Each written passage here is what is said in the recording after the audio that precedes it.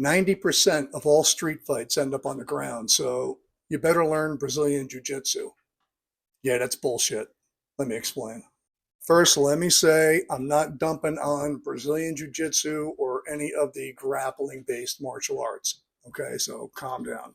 That whole thing, that whole 90% statistic was started by the Gracie brothers in the late 80s or early 90s when they were developing their brand, which turned into the UFC. I had a friend of mine a while back who was really deep into Brazilian Jiu-Jitsu. And the person was standing across from me by about 6 feet. They said, what would you do if I came in at you like this? And, they were making a motion like they were going in for the shoot. So I responded with a motion of a kick and said, I'd knee or kick you in the face. Now we're at, okay, well, how about if we end up on the ground and I have you like this? To which I responded, then my fingers are going to find their way into your eyes and my teeth are going to find their way to your throat or any other piece of flesh that's near my mouth. And I'm going to take a chunk out of it.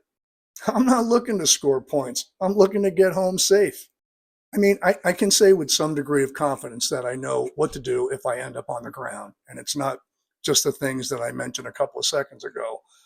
I know how to move. I know where to grab. I know how to do joint locks and stuff like that while on the ground. But my primary focus is to keep the fight standing where I can do the most damage by any means necessary. Rules don't apply out there. So next time someone tells you that you need to learn Brazilian Jiu-Jitsu because 90% of all street fights end up on the ground, tell them that's bullshit. I'll take your Brazilian Jiu-Jitsu class, but not because 90% of all street fights end up on the ground. Peace.